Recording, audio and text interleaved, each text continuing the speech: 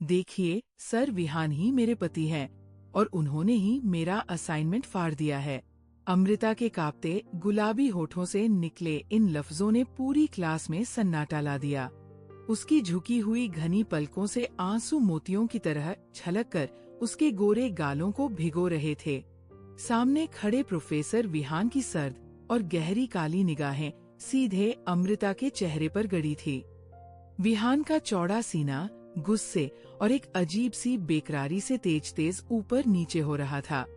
विहान जानता था कि सामने खड़ी यह सहमी हुई खूबसूरत लड़की सच कह रही है, क्योंकि वह खुद उसका पति था। कल रात कमरे की उस तन्हाई में एक अजीब सी दीवानगी और जलन के चलते विहान ने ही उसका वो असाइनमेंट फाड़ा था। अमृता की भीगी आंखें देखकर विहान के अंदर कुछ टूट सा रहा था, लेकिन उसने अपने चेहरे पर एक सख्त नकाब ओढ़ लिया। बहाने बनाना बंद करो अमृता, और अभी मेरी क्लास से बाहर निकलो। आइंदा तुम मेरी क्लास में नजर नहीं आनी चाहिए। विहान की भारी और मर्दाना आवाज क्लास की दीवारों से टकराई। अमृता अपने आंसू पोंछती हुई बाहर भाग गई। वो लाइब्रेरी के एक शांत कोने में सिसक रही थी। तभी उसका दोस्त आर्यन वहां आया। तुम परेशान मत हो अमृता, मैं तुम्हारे करीब बैठकर तुम्हें सारे लेक्चर समझा दूंगा। आर्यन ने उसके कंधे के बेहद पास झुकते हुए कहा। तभी वहां से गुजरते हुए विहान की नजर उस मंजर पर पड़ी। अपनी पत्नी की बाहों के इतने करीब किसी और मर्द को देखकर विहान की नसें तन गई। उसके मजबूत जबड़े गुस्से से भिज गए और उसकी मुट्ठियां कस गई। एक अनजानी सी लेकिन बेहद गहरी जलन उसके खून में आग लगा रही थी। कुछ दिन पहले का वो मंजर जब दोनों परिवारों ने उनकी शादी तय कर दी थी। 28 साल का बेहद आकर्षक लंबा चौड़ा और परिपक्व विहान और 20 साल की कोमल नासमझ अमृता। रात का अंधेरा गहरा चुका था। खन्ना विला के गलियारों में सन्नाटा था। अमृता कांपते कदमों से विहान के कमरे के बाहर खड़ी थी। उसके दिल की धड़कनें इतनी तेज थी कि उसे खुद सुनाई दे रही थी। उसने हल्के से दरवाजा धकेला। अंदर आ जाओ। विहान की उस गहरी और ठंडी आवाज ने अमृता के बदन में एक सिहरन सी पैदा कर दी। मुझे आपसे कुछ बात करनी थी, अमृता ने घबराते हुए कहा। कमरे में सिर्फ एक हल्की नीली रोशनी थी। विहान अपनी जगह से उठा और धीरे धीरे चलकर उसके करीब आ गया। विहान की मर्दाना परफ्यूम की तेज और नशीली खुशबू अमृता की सांसों में घुलने लगी। वो इतना करीब था कि अमृता को अपनी गर्दन पीछे झुकानी पड़ी, उसकी आंखों में देखने के लिए। क्या बात है? विहान ने अपनी निगाहें उसके कांपते होठों पर टिकाते हुए पूछा। प्लीज विहान जी, आप इस शादी से मना कर दीजिए। मैं किसी और को चाहती हूँ। विहान के चेहरे के भाव अचानक बदल गए। उसकी आंखों में तैरती हुई कशिश एक झटके में जलते हुए अंगारों में तब्दील हो गई। उसने एक कदम और आगे बढ़ाया। अमृता घबराकर पीछे हटी और उसकी पीठ ठंडी दीवार से टकरा गई। तुम्हारी उम्र ही क्या है अमृता, जो तुम इन आशिकियों में पड़ गई हो? कौन है वो? विहान की आवाज में एक ऐसा अधिकार था जिसने अमृता की रूह कपा दी। वो मेरा कॉलेज फ्रेंड है। विहान ने एक गहरी सांस ली। अपने गुस्से को बमुश्किल काबू करते हुए वो उसके चेहरे के बेहद करीब झुका।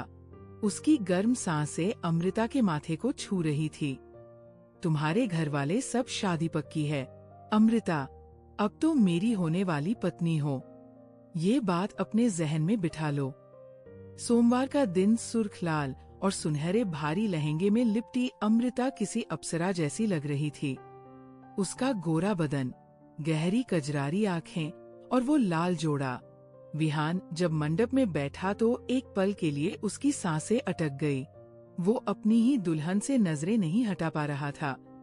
रस्मों के बाद जब दोनों को लॉन में एक सोफे पर साथ बिठाया गया तो उनके बीच एक भारी और घुटन भरी खामोशी थी। विहान की बहन नवव्या तस्वीरें खींच रही थी। भैया थोड़ा करीब आइए ना, भाभी को देखिए, नव्या ने चिढ़ाते हुए कहा। मजबूरन विहान को अमृता के करीब खिसकना पड़ा। उसकी मजबूत जांग अमृता के लहंगे से टकराई। विहान ने अपना एक हाथ धीरे से सोफे के पीछे अमृता की कमर के पास रखा। उसकी उंगलियों की हल्की सी छुवन से अमृता के पूरे बदन में एक करंट सा दौड़ गया। विहान का चेहरा उसकी गर्दन के इतना करीब था कि विहान की गर्म सांसों से अमृता के रोंगटे खड़े हो गए।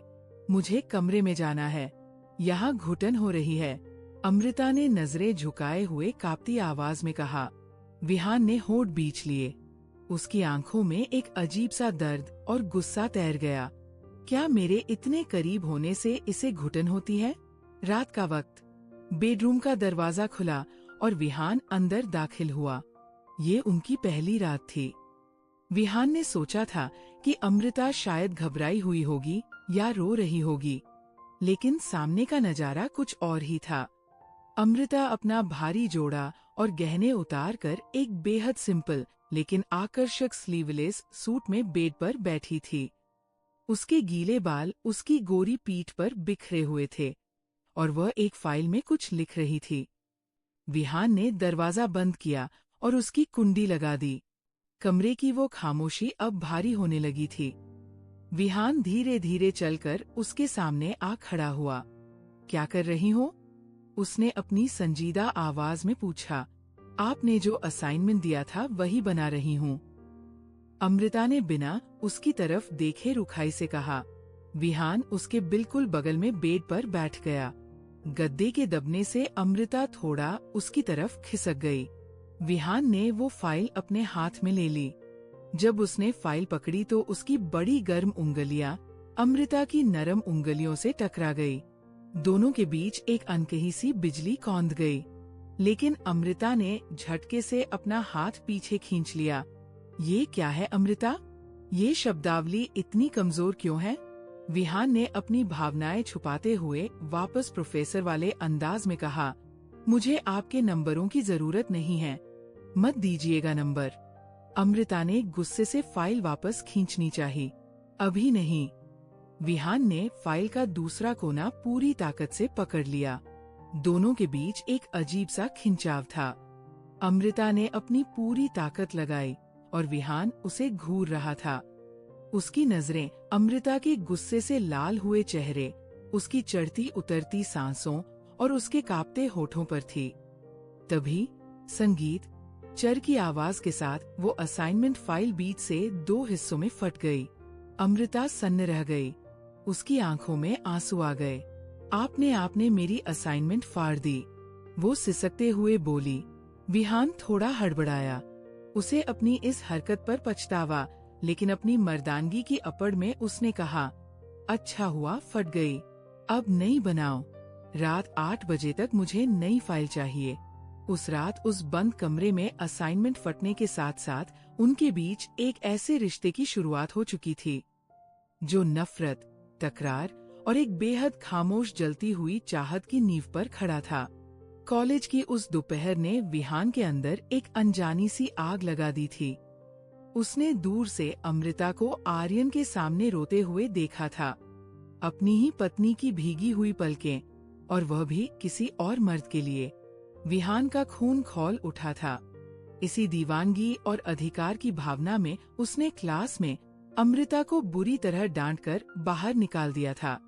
शाम को जब वे दोनों कार से घर लौट रहे थे तो बंद शीशों के पीछे का सन्नाटा बेहद भारी और घुटन भरा था।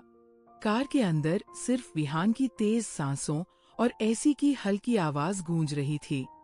विहान के मजबूत हाथों ने स्टीयरिंग व्हील को इतनी जोर से पकड़ रखा था कि उसकी नसें उभर आई थी। अचानक अमृता ने खामोशी तोड़ी। मैंने कल शादी से पहले ही आर्यन को हर जगह से ब्लॉक कर दिया था। उसकी आवाज धीमी थी, लेकिन उसमें एक ठहराव था। मैं जानती हूँ कि आज मुझे उसके साथ देखकर आपको गुस्सा आया, लेकिन वह बस मुझसे पूछ रहा था कि क्या सच में मेरी शादी हो गई है। विहान ने एक झटके से कार सड़क किनारे रोकी। उसने धीरे से अपना चेहरा अमृता की तरफ घुमाया। उसकी गहरी काली आंखों में एक अजीब सा तूफान था जिसे वो काबू करने की कोशिश कर रहा था। अमृता ने अपनी नजरें झुकाए हुए ही आगे कहा, एक ही दिन में किसी को बुला देना नामुमकिन है विहान जी। मेरे दिल में कौन रहता है इसका फैसला अब आपका व्यवहार तय करेगा कि मैं कितनी जल्दी इस रिश्ते को अपनाती हूँ। विहान की सांसें भारी हो गई। वो थोड़ा अमृता की तरफ झुका, इतना करीब कि अमृता को उसके महंगे और कड़क परफ्यूम की महक अपने होठों तक महसूस होने लगी। मैं कोई छोटे दिल का इंसान नहीं हूँ। अमृता, विहान की आवाज एक मदहोश कर देने वाली फुसफुसाहट में बदल गई। जो तुम्हारी बीती बातों पर शक करूं, लेकिन अपनी पत्नी को किसी और के लिए रोते देखना मेरे लिए बर्दाश्त के बाहर है। जाहिर है गुस्सा तो आएगा ही। उसकी उस भारी आवाज में जो अधिकार और परवाह थी, उसने अमृता के दिल की धड़कनों को तेज कर दिया। वक्त लगेगा विहान जी, आपको सब्र करना पड़ेगा। अमृता ने उसकी आंखों में देखते हुए कहा, मैं पूरी कोशिश करूंगा। विहान की नजरें उसके कांपते गुलाबी होठों से होती हुई उसकी आंखों तक गई और एक अनहासा इकरार दोनों के बीच हो गया। कुछ हफ्ते बीत चुके थे। सर्दियां दस्तक दे रही थी और घर के लॉन में हल्की धूप छाई थी। विहान और अमृता अब एक दूसरे के करीब आने लगे थे। नफरत अब एक खूबसूरत सी छेड़छाड़ में बदल चुकी थी। अमृता लॉन में बैठी अपने लैपटॉप पर एक प्रोजेक्ट बना रही थी। विहान धीरे से आया और उसके पीछे सोफे के किनारे टिककर खड़ा हो गया। वो अमृता के कंधे के ऊपर से स्क्रीन देखने लगा। विहान का चौड़ा सीना अमृता की नंगी पीठ को हल्का सा छू रहा था, जिससे अमृता के बदन में एक सिहरन दौड़ गई। अमृता, मैं कह रहा हूँ ना कि ये ठीक नहीं है।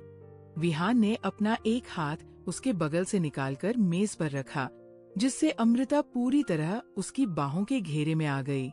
क्यों ठीक नहीं है? सब कुछ तो सही है विहान जी। अमृता ने झुंझलाते हुए अपनी बड़ी बड़ी आंखों से उसे घूरा। ओहो, इसमें कुछ कमी है। कुछ कोट्स शामिल करो।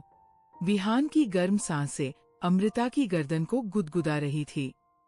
हे भगवान, अमृता ने अपना माथा पीट लिया और पीछे मुड़कर देखा।